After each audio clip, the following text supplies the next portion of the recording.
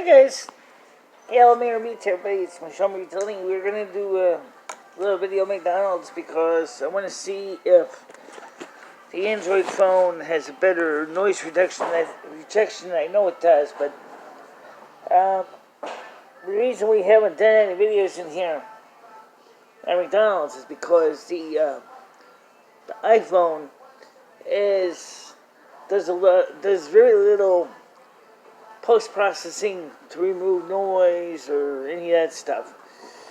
And I think the reason that is because Apple wants to use the Final Cut Pro 10 or maybe iMovie to remove the noise. And so that's the reason why you don't see a lot of features for noise removal.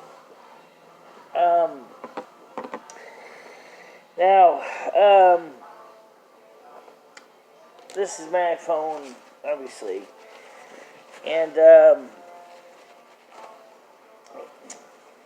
I haven't bought a replacement yet for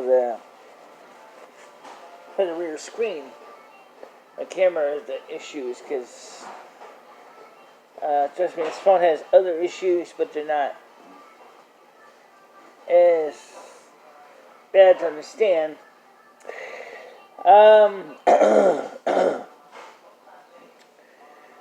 Now, I went to McDonald's here to have lunch because I don't usually get a chance to eat out.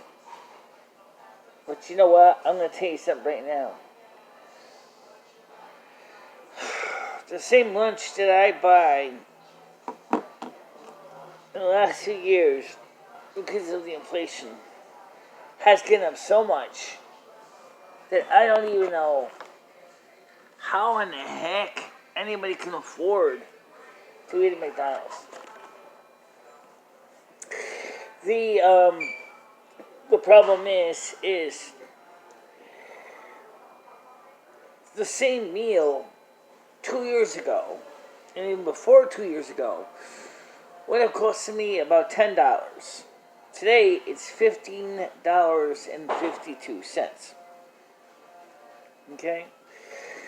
Now, that may not mean a lot to some people, but it is at least got up by 150%, or 50%, because somehow they always imply the other hundreds already added in there. So it's gone up over 50% in 2 years for the same lunch. Bless me, Lord. The thing is, if food has gotten that expensive, how is somebody who is struggling now with their income going to be able to afford that? Things have gotten so bad that some people now are trying to decide between food to feed their families and paying the rent or paying the utilities. Evidence shows that there's a good chance there's going to be more evictions because people had to choose basic needs like food over housing. Now, basic needs such as food over housing is a terrifying thought. The fact is that I'm just going to fix my hair a little bit here. Because you're actually sitting there and saying to somebody, oh, yeah, you wanted to go ahead and feed your kids, and guess what? The landlord got to feed my kids. Which, they're both right? The landlord has to feed his family, he has to feed them, and you have to feed yours. It kind of reminds me of the scene from the Broadway play intro called Fiddler on the Roof. Fiddler on the Roof was... I hate when the hair gets cut underneath my ears. Oh my God.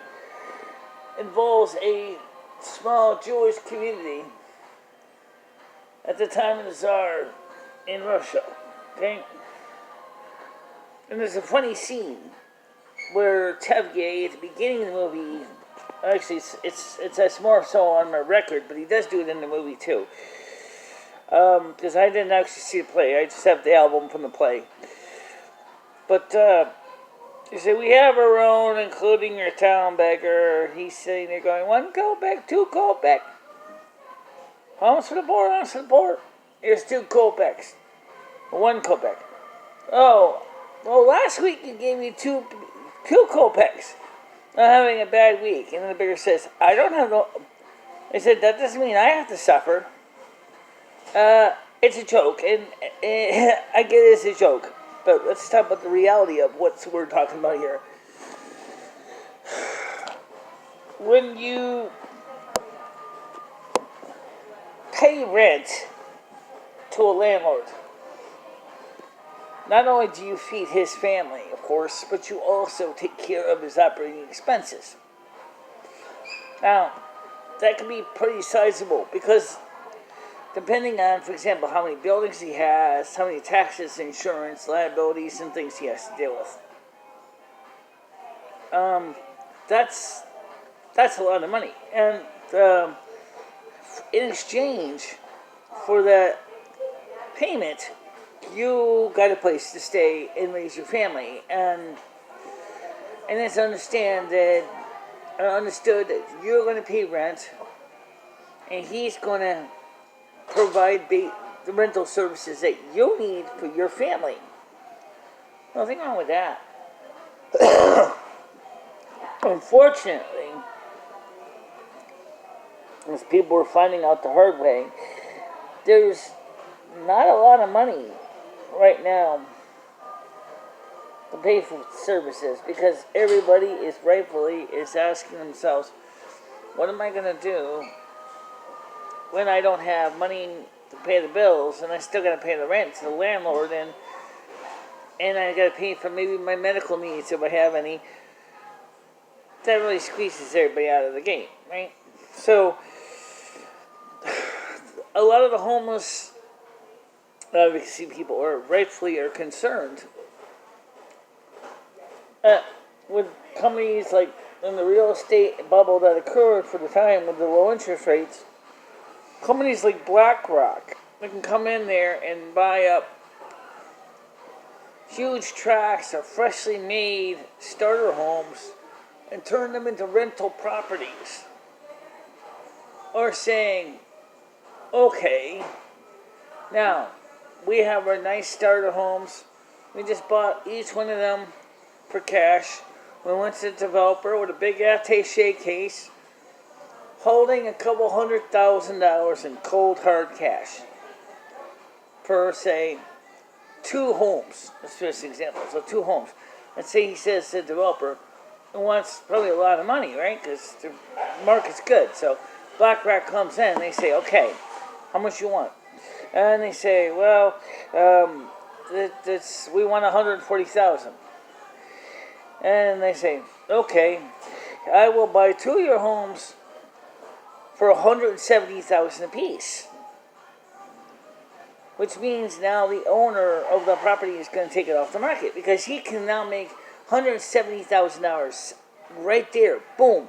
They doesn't have to wait. They got the hard cash in the attaché case right there on the table. Doesn't have to worry about waiting on mortgages or closing costs. This is already done. It's already a done deal. Okay.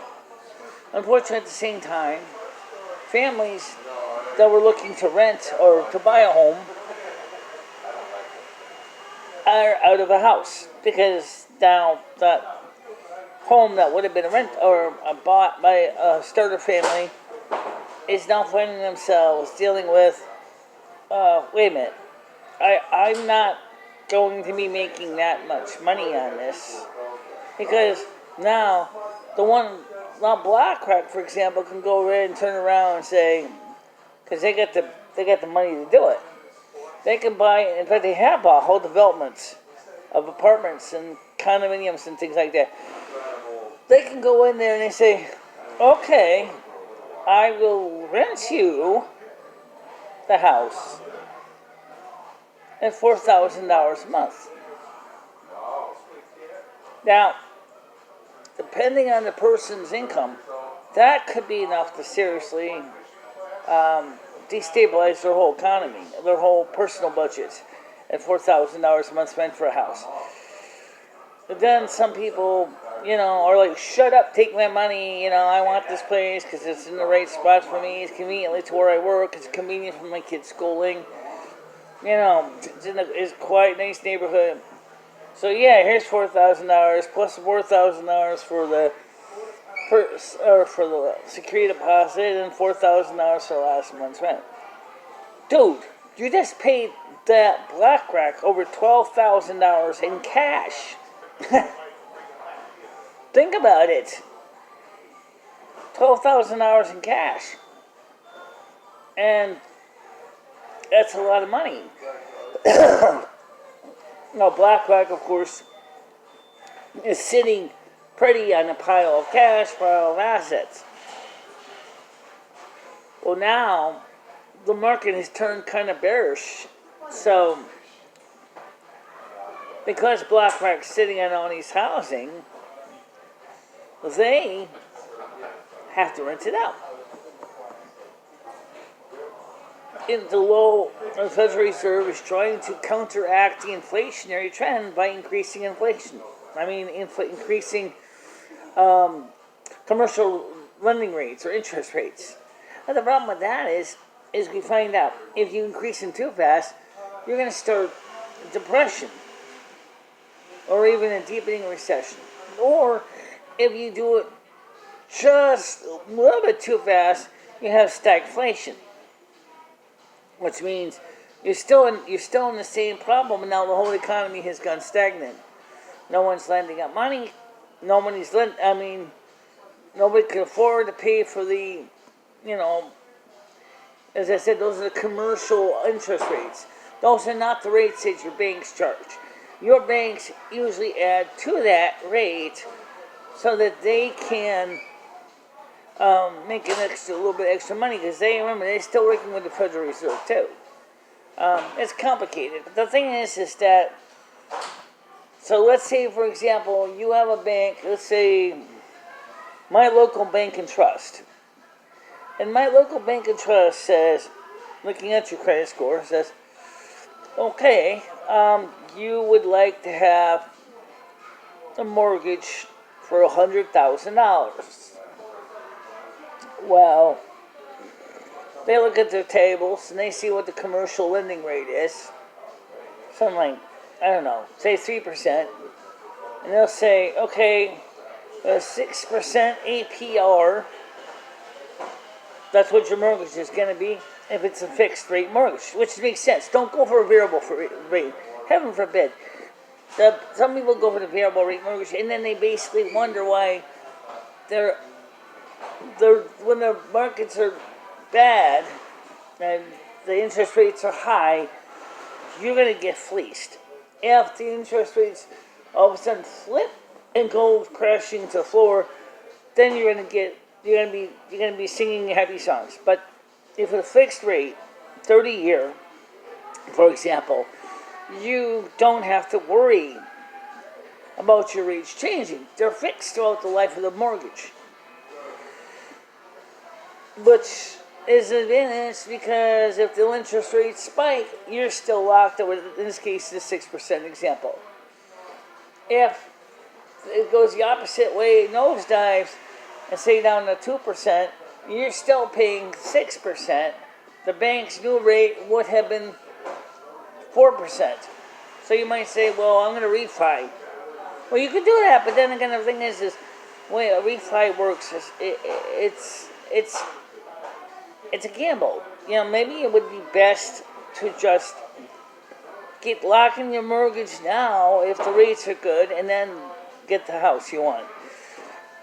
However, again, then we get back to the house part of it, because, like I said, these real estate organizations, they're increasing the asking prices. So now, all of a sudden, you can't get that house because they want too much. If you want to get a $100,000 mortgage and the house is $200,000, where are you going to get that extra $100,000?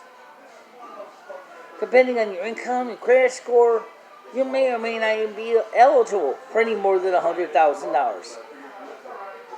which means you got a mortgage that's bogus. It's buckus. You can't use it for nothing. Unless you can get a house that is at least no more than a mortgage, in this case, of $100,000. In that case, yeah, you can do something. So it's not really an accident. This is the way it really works. Mortgages, money, it all works like that. Okay? So obviously, a family that is struggling to pay their bills is not exactly going to be jumping up and down with joy when the landlord comes to them the next year and says, "I'm sorry, Jane, that I got to go up in your rent because my bills are going up too. I'm sorry, you're going to be paying another $100 next year."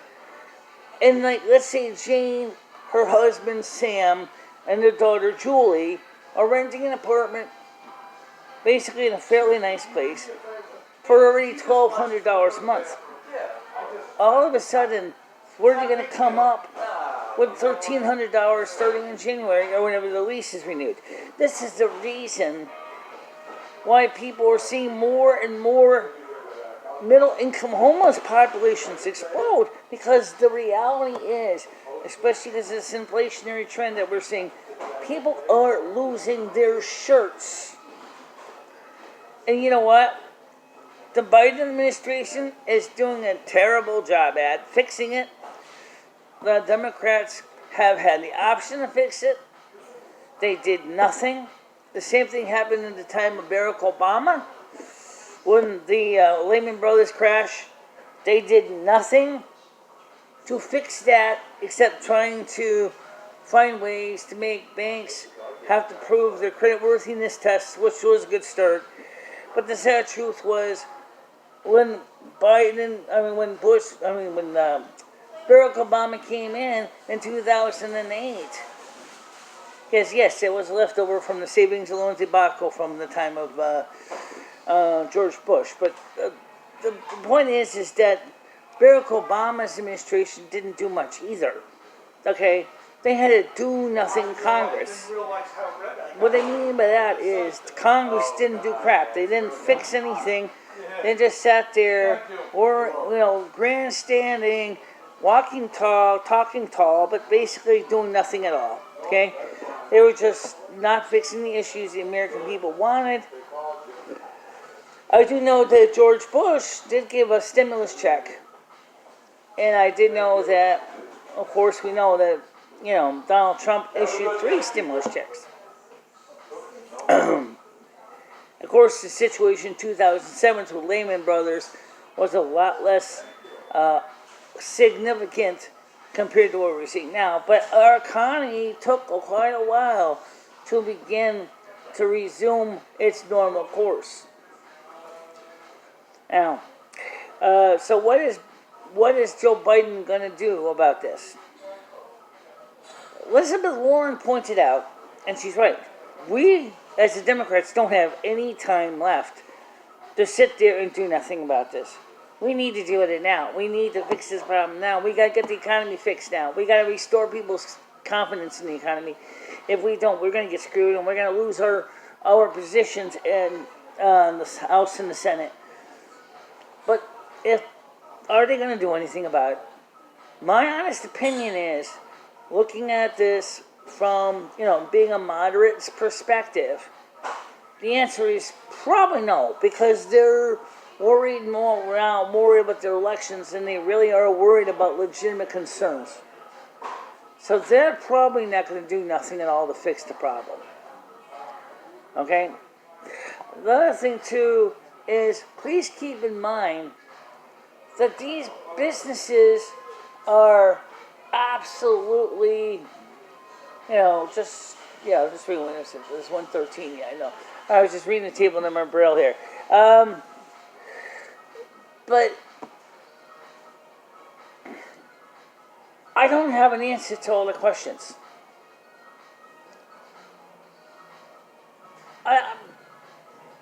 But the current administration doesn't either. So definitely that's one thing to bring up. The next thing I wanted to bring up was a piece by Sydney Watson. Sydney Watson is from New Zealand. She did a piece talking about how counterculture to the thinness craze of the 80s started. You can call it the fatness craze. If you want to talk about the world getting upside down, this is where it really gets upside down. Because the fatness craze thing really seriously makes me question how in the heaven's name we got here. But as a person that is, on their scale, a small fat person, as far as my numbers go, I'm going to speak about it from the fat perspective. And I'm going to talk to you guys a little bit about what Cindy, her video, I will have to find the link for it and put it in here. Okay, and I will put it in here. I just hope to God that this thing does strip out the music in here. It's not really loud. But, you know, I really want you to hear this. I want you to really hear what I'm saying. There is a concept that diets do not work. Yeah, I would say that's true for some people, that diets are not working very well. Because if you really want to seriously work on getting your weight off, you got to change your lifestyle. Here I am sitting in probably one of the most popularly blamed for their weight problem places in the world. But then again, once in a while, I do enjoy indulging in some sugar, fat, salts, carbohydrates, and basically having a good time. The difference is I don't go through the drive-thru and pick it up. I walk here, and I eat here, and then I walk home. And so that's what the difference is between coming through the drive-thru here, picking up a gut-busting set of food, and then inhaling it down like a vacuum cleaner, and then seriously saying, I'm hungry, 6 hours later, let's go back over again and get some more.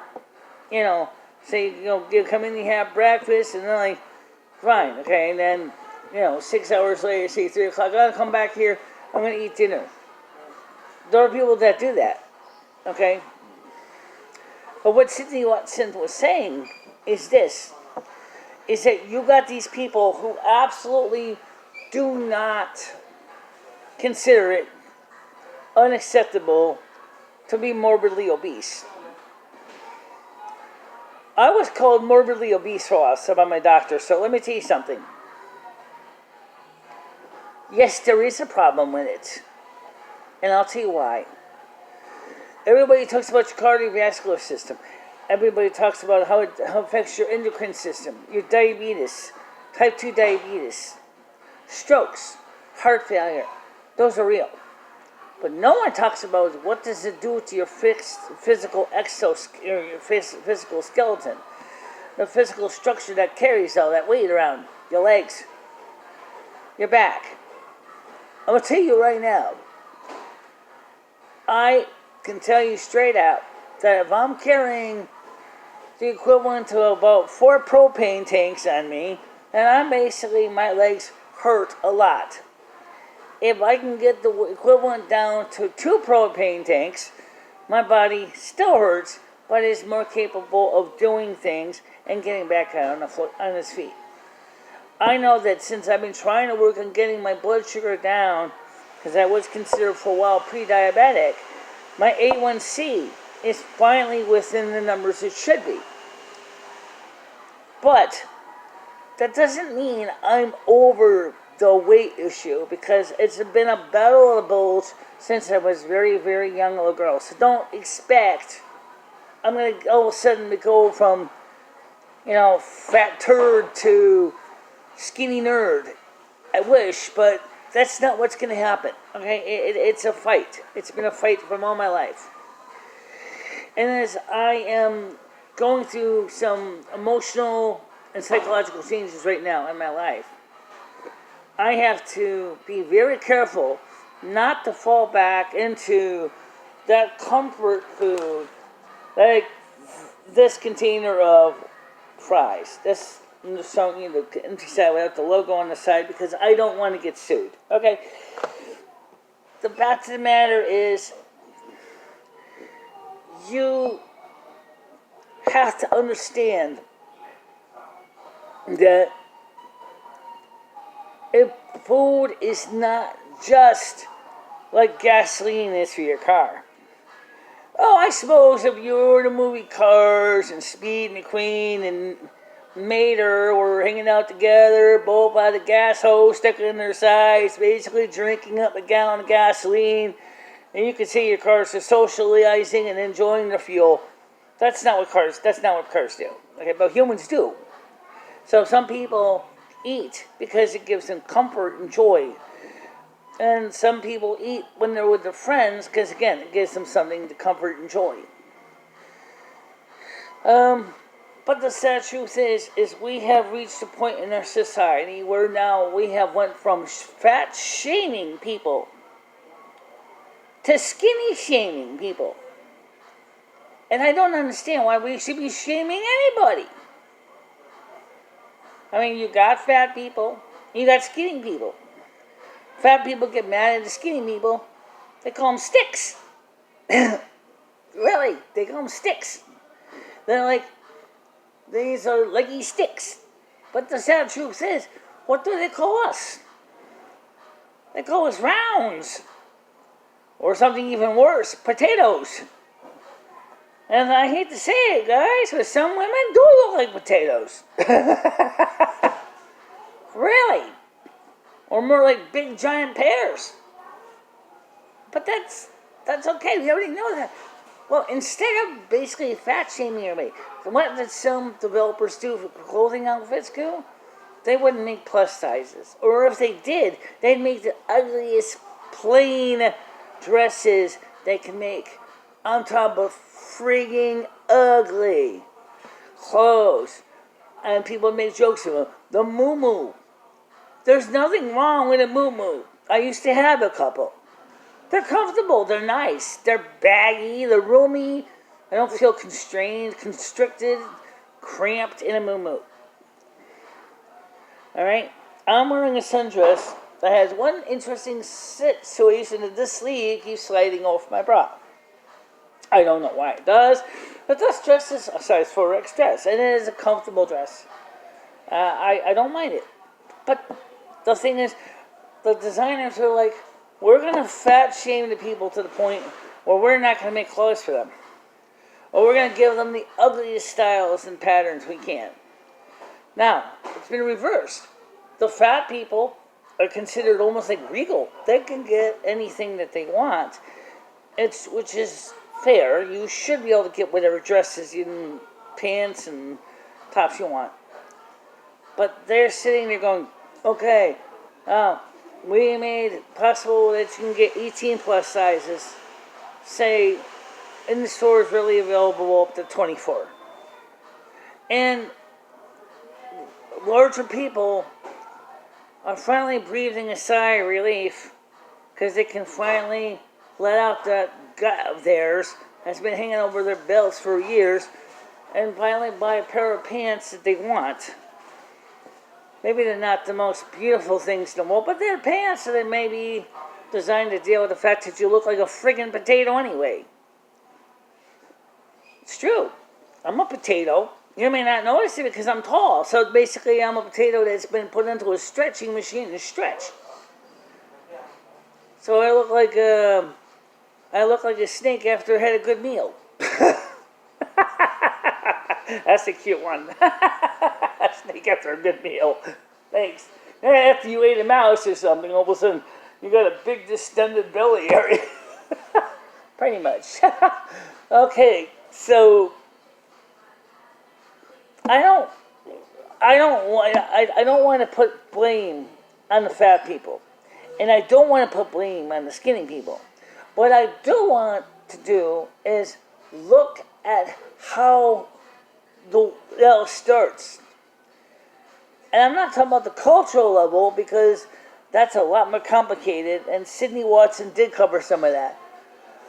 She said that she would like to discuss eating habits, and she said that's a completely separate video, which I don't know if she's going to do it or not, but I certainly will try. The fact of the matter is our eating habits have changed a lot.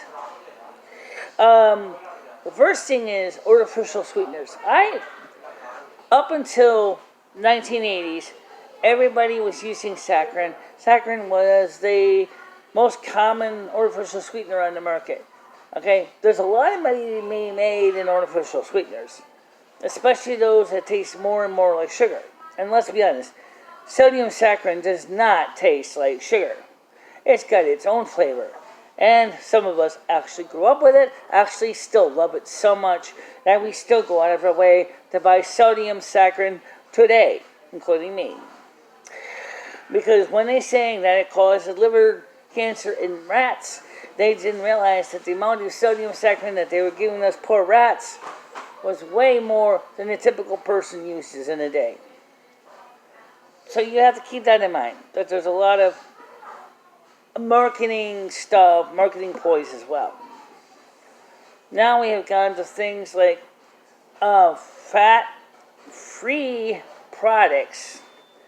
And also remember in the 1980s there was this thing that was a fat substitute that would cause, I'm not joking, it's actually, you can look it up, anal leakage.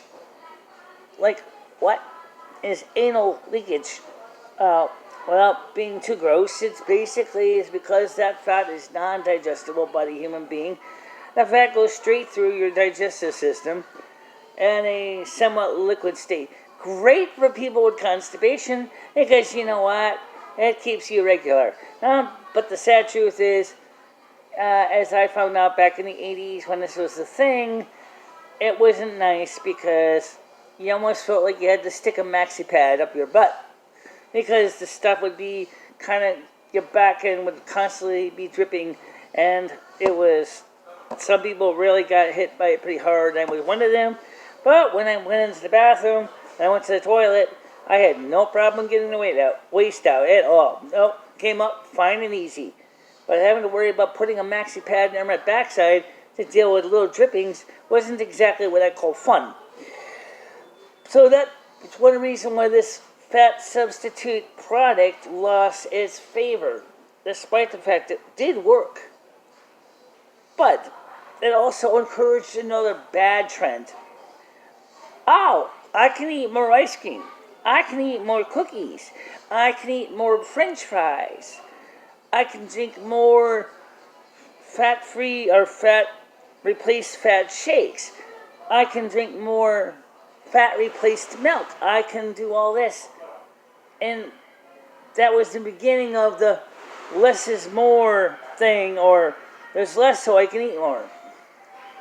Then we get into the calories. Everybody was always blaming fat.